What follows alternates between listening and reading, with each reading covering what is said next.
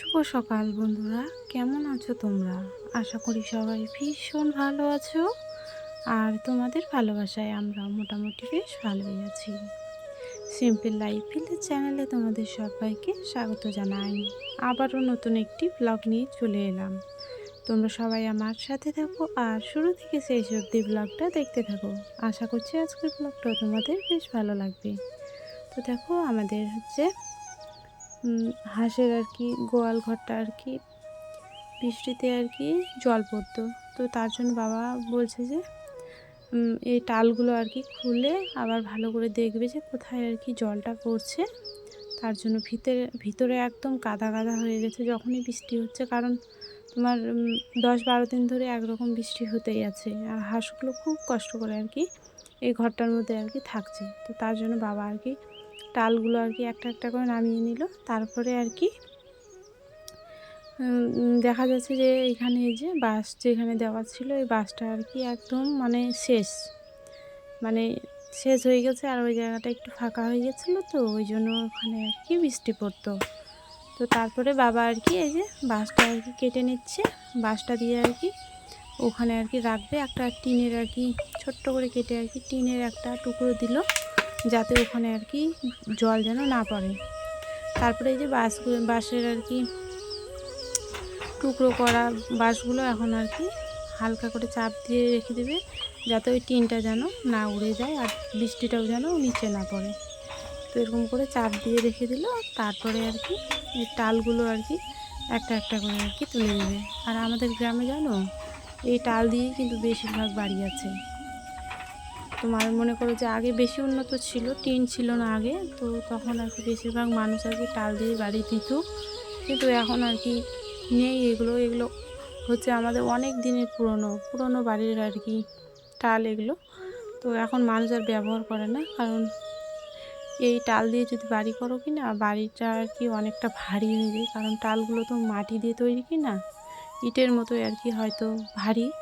তো তার জন্য এগুলো ব্যবহার মানুষ করে না এখন, কারণ মানুষ এখন অনেক উন্নত, আগের থেকে অনেক উন্নত। তার জন্য এই বাড়িগুলো আর দেখা যায় না, এই টাল দিয়ে বাড়ি আর দেখা যায় না। কিন্তু আমার দাদু বাড়িতে এই টাল দিয়েই বেশিরভাগ বাড়ি। আমি এরপরে যদি যাই বন্ধুরা দাদু বাড়িতে, তাহলে আমি দেখাবো।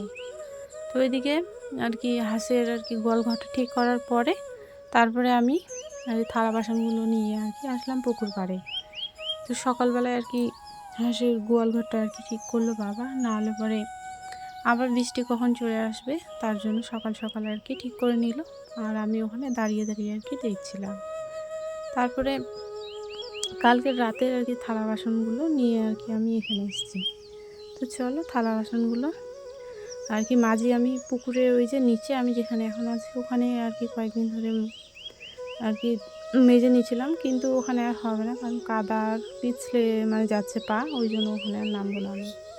আজকে সকালবেলা উঠে দেখছি যে একটু বৃষ্টি হয়েছে, ওই জন্য ভাবলাম যে নিচে ওই যে ছাইয়ের বাটিটা ছিল, তো ওটাতে একটু হালকা সার্ফ দিয়ে নিয়ে আসলাম।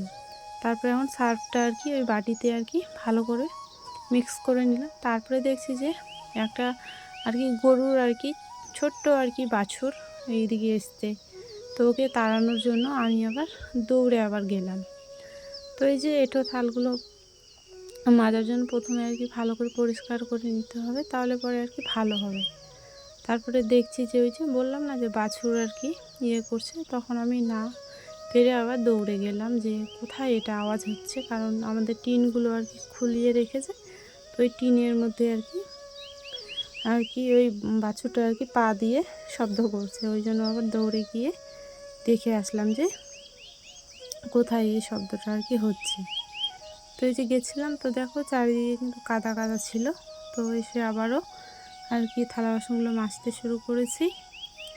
বন্ধুরা, তোমরা কে কোথা থেকে দেখছো আর তোমাদের কেমন বৃষ্টি হচ্ছে একটু কমেন্ট করো, তাহলে খুব আমার ভালো লাগবে। কারণ এই কমেন্টের মধ্যে জানা অজানা বন্ধুত্ব ভালোবাসা সব কিছুই কমেন্টের মাধ্যমেই হয়। তো যারা আমার ভিডিও দেখছো তারা একটু কমেন্ট করো কষ্ট করে, তাহলে আমার বেশ ভালো লাগবে।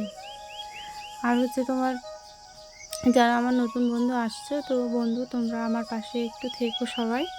আমার পুরনো বন্ধু, তোমরাও একটু আমার পাশে থেকো, কারণ তোমাদের আমার খুব দরকার, এখন খুব প্রয়োজন। তো তোমরা এইভাবে আমার পাশে থেকো। তো একটা একটা করে থালা বাসনগুলো মেজে নেওয়ার পরে এখন আমি হচ্ছে এই হাঁড়িটা আর কি মেজে নিচ্ছি। তো এটাতে কয়েকদিন ধরে ভাত রান্না করছে, কারণ গরমের দিন তো ভাত যদি ছোট আর কি হাঁড়িতে রান্না করি তাহলে তাড়াতাড়ি আর কি ভাতগুলো কেমন যেন সেন্ট হয়ে যাচ্ছে, ওই জন্য খেতে পারছিলাম না।